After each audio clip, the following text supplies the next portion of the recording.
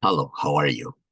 Maybe this is a little too early to show this bird, but actually, I've seen it already. Um, the daytime seems to be extending quite a bit.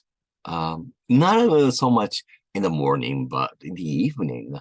The sunset time is a little bit later than, let's say, around the Christmas time last year. So spring is coming, of course. Today's idiom, first one is to hold still. That means to stay without moving or to remain quiet. For example, my first dog always, okay, um, held still before I fed it. But my second one, no, it wasn't good at holding still at all. So just when I show the dog food, the dog just start eating without sit and hold still. No, not this. Okay, the second sentence would be okay. Uh, Many people say hold still and say cheese when they take people's photographs, right?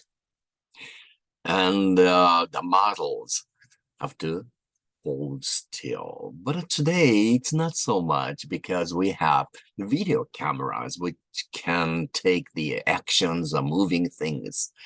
So things are changing a little bit. Now, second idiom is to know by sight. That means to recognize as a result of having seen someone previously. For example, sometimes we know some people by sight only, but then cannot remember their names. And that happens to me all the time. And I feel bad about it. And I'm ashamed of it. But by sight, I can memorize people's faces. But I'm not good at memorizing people's names. Very bad. But what about you? Okay. I had never met my old neighbors. I simply knew them by sight. Well, when they moved into the same apartment building that I live, they never said hello or they never said their names. Not friendly, but then very noisy, and they're having constant parties like 2 o'clock in the morning, or oh, I just couldn't believe it. I'm glad they're gone, but then I'm afraid maybe again weird people are gonna move into the new neighbors. I don't know. Sometimes those kinds of things are worrisome, right? To me, oh yes. Okay, today's word. The first one is audible. Audio means talking about, hearing or listening. Um, for example, it means to be heard, audible.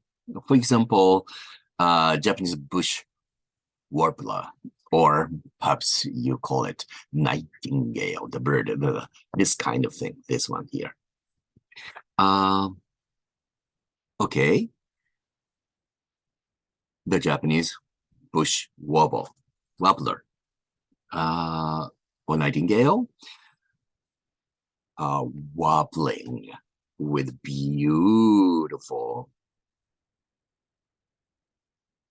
voice or, chirping, which was audible the other day, for example. No, it's not a very good sentence. Let me try it again.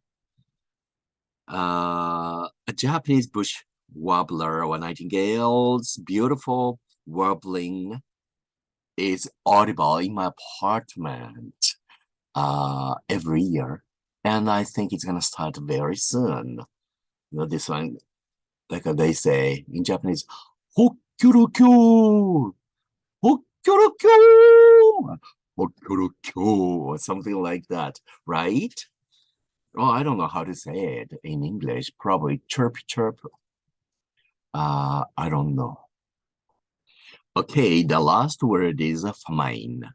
It means very hungry, starving, starvation, or great shortage of something. For example, the famine in Africa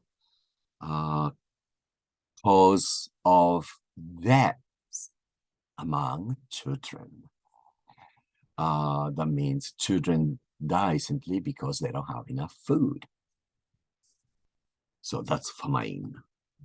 Okay, the last sentence would be, many artists sometimes suffer from having a famine of good work, I would say, especially after a big success. Isn't that true?